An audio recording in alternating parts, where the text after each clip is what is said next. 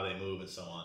And I understand that, like, on paper, right, you know, for a slush fund like that, it would appear that the best mechanism for release is some independent, non-interested party that, you know, doesn't have a profit incentive, that is fucking, you know, determining the flow of the cash. So I get it, but like the thing about like why I think capitalism works, right, is because like it aligns incentives. But then you have some fucking blowhard on that side who read some shit, that's got some idea deeply entrenched. He's got just enough influence over there that he could just fucking block a deal, and he wants to do it out of like, it's almost like I don't want to say it's a power thing, but it's like you're excited to show how much you know about a topic and you want to be contrarian, and this is a good opportunity to do it. And he doesn't know that he's fucking like a deal. Like, it's important that this shit goes through, you know. And then for him, he's on salary. He's not even. All right, greetings, Friday. Fridays we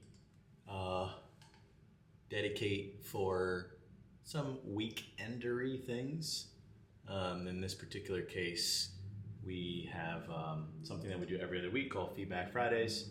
You may want some variation of this in your startup, but you know, you need a touch point, and particularly for those running a remote company, and even those running an in-person company, but especially if you're running a remote company, having a touch point towards the beginning of the week for the full company is helpful, because it gets everybody aligned energetically. It keeps everybody clear, especially if you can show whatever your results are, whatever your North Star metric is, where you are, what the initiative is. You just would be surprised at, you know, just think about it. If everybody's working remotely, then the only time you're really kind of locked in with the business is, you know, when you're on Zoom, and yeah, you might do your work separately, but like, people have whole lives going on, you know. People have family in the hospital, people have food that they need to make, people that they need to tend to, and so on. And so just having touch points that can serve as reminders, points of inspiration, points of clarity, opportunities for socializing, because we are social creatures at the end of the day. You know, behind any business is people. And so well, I think we've done a good job of that. I can take, you know, full credit as a leadership. We've done a great job at, you know, over-indexing on culture and so forth. I think the pendulum has swung in the past. I think there's been times where we've met with the full company super often, but we didn't really get into giving information. And then there's been other times where we've given a lot of information, but we didn't over-index on the culture. And now we kind of have found our sweet spot. But in any case, one of those touch points for us, we now do it every other week, because doing it on a weekly basis was difficult to sustain the quality of the meeting and have really good information to report back. That takes a little bit of time to craft and a little bit of effort. So, so having that at the beginning of the week, every other week, and then every other week having a touch point at the end of the week. And for us, we do it with our leaders. So we call it Feedback Fridays. We allow our leaders to share with us the feedback that they're hearing from their teams. So it's a little bit less like, hey, give me feedback. Me being like the proverbial me, like, instead of giving, and I think we do also leave space for, like, you can give other leaders direct feedback, but we also find it as a very, very helpful time to just get a pulse of the organization, because all of these people, I think there's 8 people who go to this Feedback Fridays thing, they all manage teams, right? And so in theory, and in some cases, some of them manage teams that manage teams, or some of them manage people that manage teams. So you're getting, you know, we're small these days by head count. We're probably between, if you count our part-time contractors, we're 40. If you count our offshore people, we're probably 46. If it's just full-time people, it's probably 31 or 32. But still, you're talking 46 to 50 people that, you know, we're paying, that and proudly pay a living wage, competitive wages in many cases, and that is that's our resource allocation, is going to our people. And in any company's budget, your biggest allocation of resources, particularly early on, is going to be your people, and it's going to be your growth spend. And so, as we talked about yesterday with the mechanics of paid marketing, if you can manage to grow quickly and organically because your product is so good, of course it's very hard to do, and only certain categories can really nail that. But if you can do that, then you eliminate one very, very large cost center, and then you have the other one, which is your people. And in truth, technically it's a cost center, but it should be viewed as like, that's the lifeline of your company, is you're investing in people that then work on the goals that you've set forth. So I think it's very good to have a touch point where we're hearing the feedback from the company. How are people feeling? Are they feeling clear? Are they feeling uncertain? Are they feeling confident? Are they feeling excited? Are they feeling frustrated? What are the types of issues that they hear a lot from customers? What are the types of communication problems that they have cross teams? What are the types of things that they feel that we're not doing enough of, that they'd like to see more of? Are they happy with their workload? All that kind of stuff. And then from there, we just take that feedback, and, as a leadership, we have to act on it. And we act on it really quite quickly as well. The other type of forum that we have like this, which is new, we haven't yet tried it, but we're going to try it this month, is called the town hall. So it's a space where folks can ask questions, where we can let people know that we heard their feedback and discuss openly what it is that they want to see in response if we don't have ideas already. So that's the kind of thing that we have today. Last night I was able to ship our kind of investor monthly report, and so in terms of my work slate, the things that I urgently need to do are off the plate, and that's typically the goal for Friday. So it leaves me just a few hours to just be able to lock in. You heard earlier, I got a call from a CEO friend who's working through, a precarious deal over there on that side. And so, I try to be a sounding board, and also I call people when I need sounding boards and the like. But Friday's a good kind of day for that. You get your workout in, you get your food in, you get your coffee in, you get a few hours of high octane, clear thinking, and then you round the week out with your leaders. So that's on the docket for today, and keep you posted as the day progresses. Hey, little check-in here. How you doing? Man, seeing a lot on the news about so many different companies going out of business, and it just puts into perspective that it is a very, very hard economic time right now. And when I ask regular people who work W-2 jobs outside of the tech sector, it doesn't seem like people are feeling it. Maybe that's not entirely true. I mean, obviously layoffs have been rampant in the tech sector, but media is starting to, I think it's just a domino effect, and it's a matter of time if you're not feeling it until you are feeling it. And I hate, to be so gloomy, but it's just what it feels like. Like, I think there are a lot of different businesses, industries, companies, organizations, sectors holding their breath, doing what they can with what they got, and slowly the dominoes are falling, slowly. We saw the news that Vice is completely pivoting their model, laying off hundreds of people. I saw a report that something like 320 papers and publishers have gone out of business since the start of the pandemic. Soho House, which is a kind of private members club only situation, headed to bankruptcy.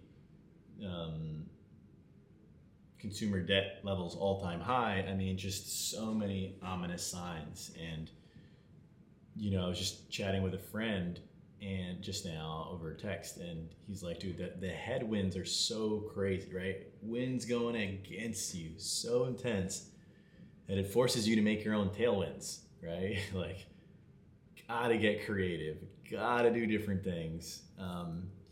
And I think that we've done a good job getting lean, but challenge accepted to find a good way to get more creative. More creative in our creative, i.e. how we're showing up to the world as a brand, but more creative in the deals that we're making, in the tax that we're employing to close deals, in how we're solving problems, in how we're staffing up. Like, oh my God. Oh, man. It's just the hardest time I can recall ever to be an operator. And I haven't been doing this for that long, but I'm 31. I've been running businesses since I was 18, like full time, by the way, like not like a side hustle, full time. So that's what, I'm going on 13 years of this. And it's so hard in comparison to how it was before. It just is, man.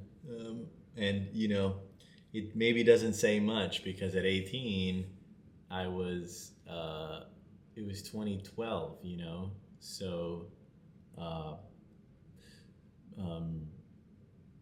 it was just, we had just finished the last recession, right? 08, 09 was the the worst of it. 2010 was probably a slog, 2011 was probably a slog, and then 2012, probably the economy started to shape back up, and I didn't feel it as a young kid entering the scene. And I'm like, oh, great, I get a job right away. You know, I started working as a doorman. I was making $14-15 an hour, which is $900 every 2 weeks, which was awesome for me.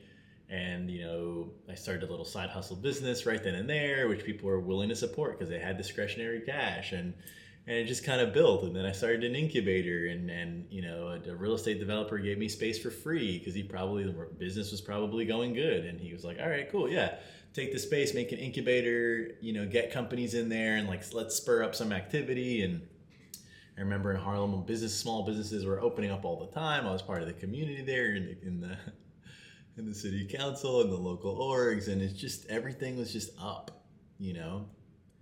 Everything was just up, and that layered into a podcast that paid me super well over at Gimlet, which got me to make more cash. And I bought a building. I bought a 10-unit building at the age of 23 or 24 or something. Like, the banks gave me a $500,000 loan at the age of 23, 24. I never did any of that shit before.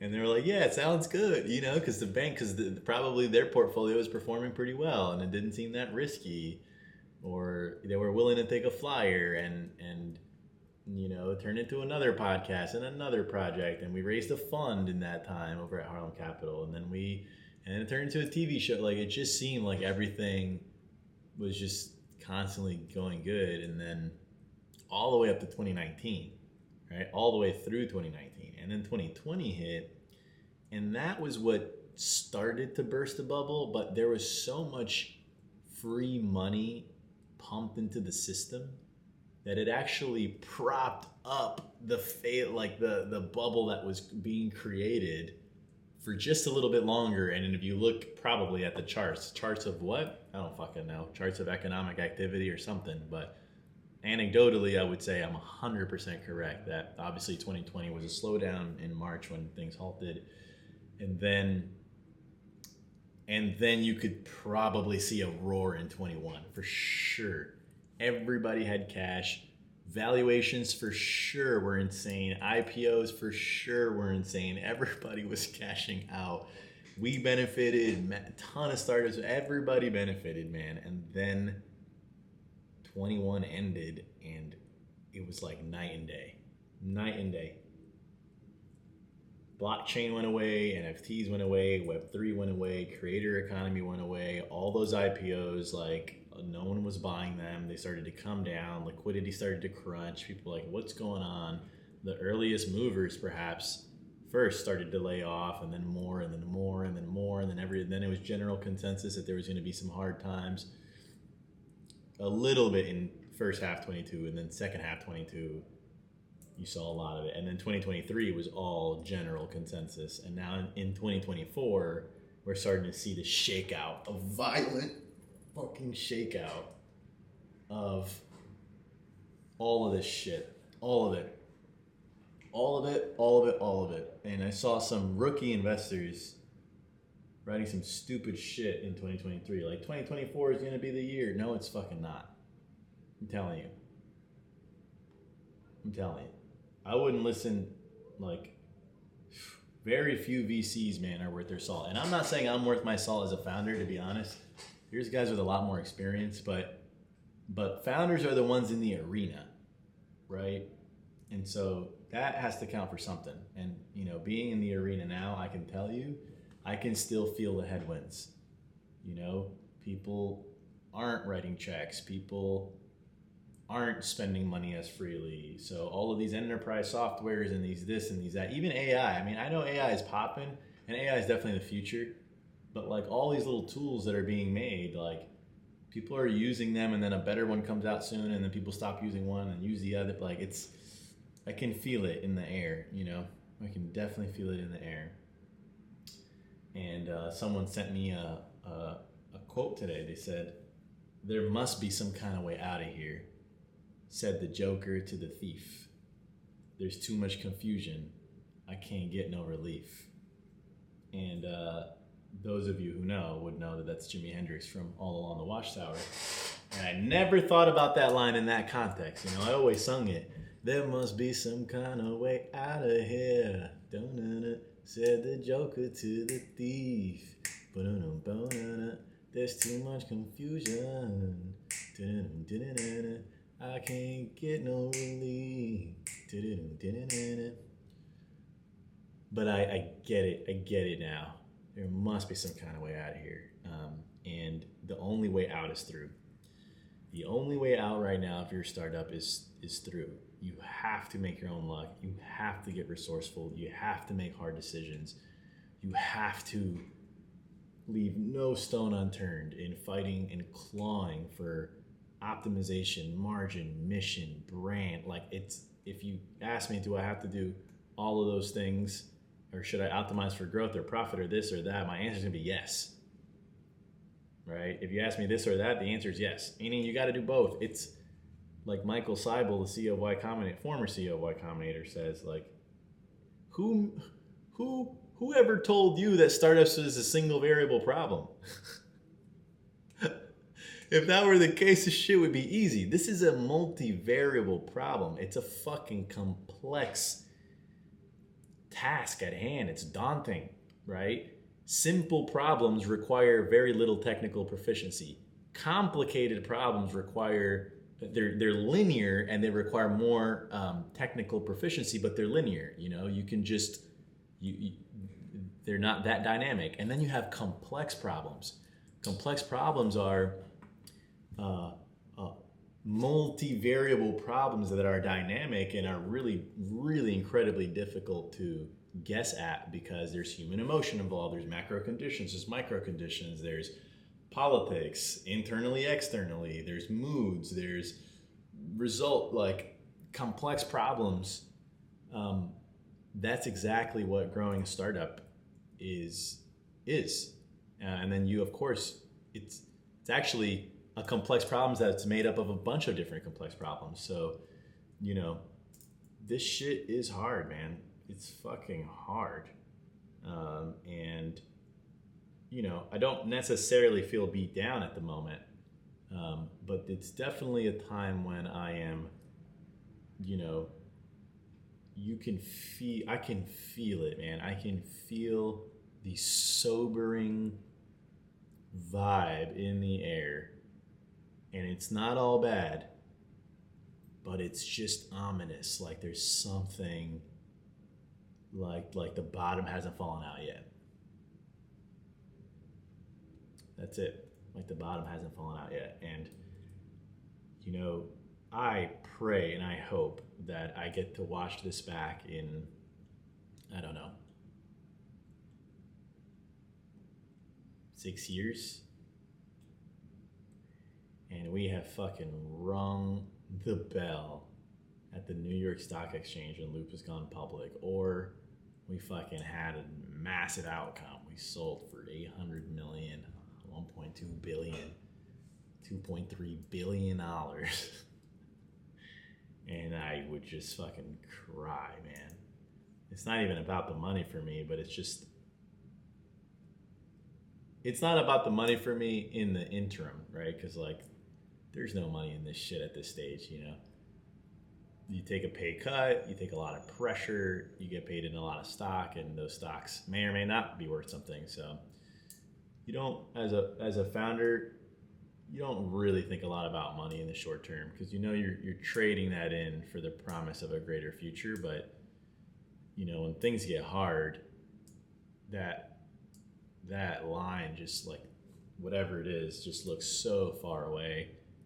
And then of course you don't have the short-term gratification, and then the long-term gratification is in question. So sometimes, man, the only thing you have is just fucking daydreaming about how you're gonna sell shit for hundreds of millions of dollars, to be honest.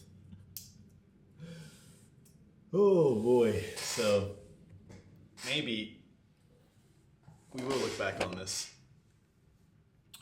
So I'm at least glad we're vlogging it.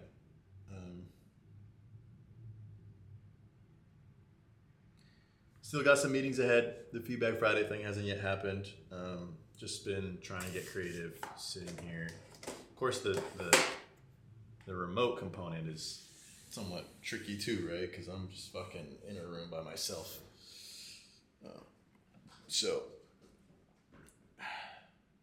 But the market doesn't care, you know? The market gives no fucks. If you're alone, if you're not, what sector you're in, what color's your fucking logo, nothing. The market only rewards when you crack it. And I view the market as like a faceless universe, right? Like the world at large needs things.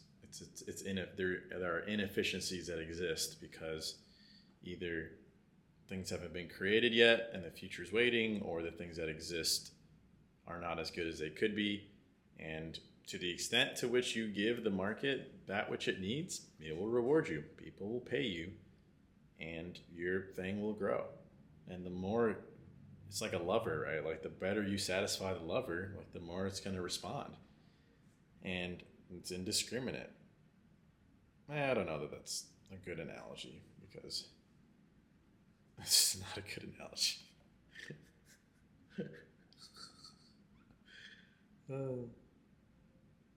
So, all right, Feedback Fridays.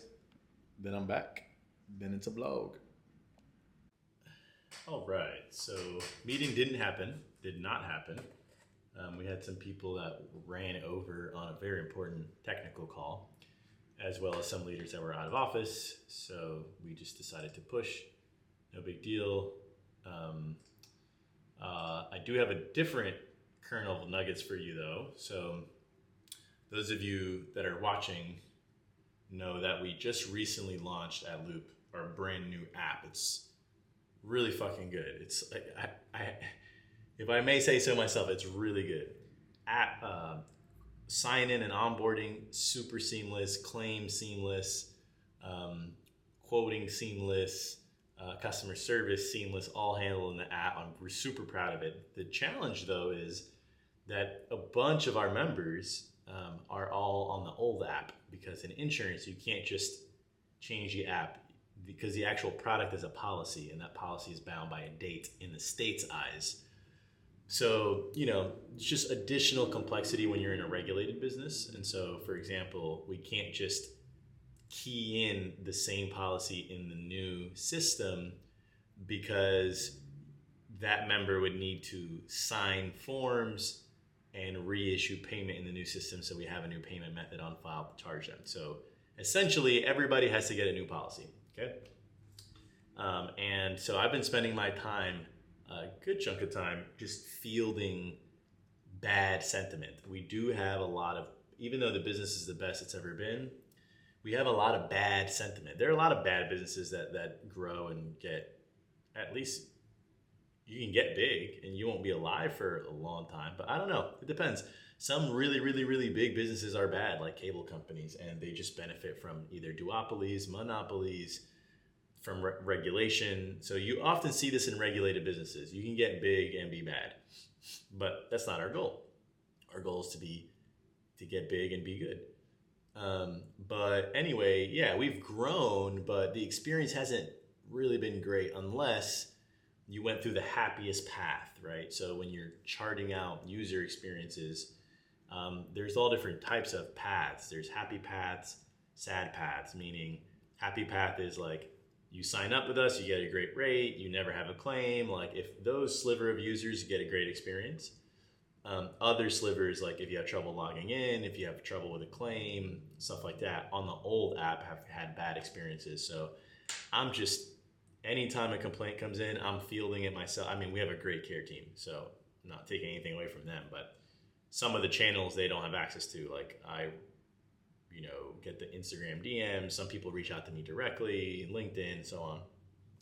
So makes me feel good to interact with the customer, to let them know that we have a whole new app, they're gonna love it. And in one case today, some guy already left, and I was like, well, I'm really sorry to lose your business, but I hope you give us another chance in the future. Let me know personally, here's my contact. And so it just prompted this whole idea of trade-offs. I think there is a benefit to launching fast because you're gonna learn a bunch of stuff that there's just no way you would have learned on paper, impossible. However, the trade-off is you create a deficiency and like debt. You create experience debt, reputational debt, brand debt, because you have these people, in our case, like 8,000 people, 10,000 people that we're serving that have a certain view of our product and our experience and how much we care or not, in their eyes. So now, of course, we care a lot more than they think. We've been building this experience for the last 2.5 years and so on. So the reality is that,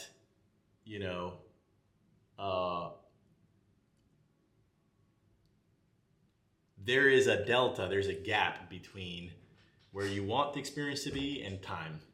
And so during that time, which your experience is not where you want it to be, but you're working towards it, you have to do your best to manage the reputational risk, the brand risk, the fallout, the bad sentiment, the bad word of mouth. And the good news is, it's a large, large market. So it's not going to break us, but it can break you actually if it persists too long and the word spreads it. And then you're clawing back from having to change your reputation instead of having a good first impression in the first place. So we are optimistic so right now we're like 30 or 35% converted over. So of all of our members, 35% are converted over to the new platform. Of all of our members, 100% of all new ones are only joining on the new platform. Anytime somebody calls because they need to reinstate or make a change to their policy or whatever, they're being converted to the new platform. So slowly, like probably by the end of this quarter, we'll have had all of those old system stuff. Like we'll deprecate that, and then eventually we'll be entirely on the new experience. So this is a migration. It's a system migration. It's a system conversion, and it's a temporary, finite process. But you got to watch it. You got to drive it, and you got to be all hands on deck, so that you can deprecate that old system, and then you can just focus on, continually improving your new experience, and hopefully people have good experience, and then the word spreads in the positive way. So that's what I did in absence, which to me is time really well spent. But yeah, that does it. It's almost 4 p.m. on a Friday. Gonna go get my steps in, get some food, and I do keep Sabbath, as many of you know, so I'm gonna be kind of offline for Saturday, and from there, check back in Sunday night or something like that. Hope you enjoyed. Peace.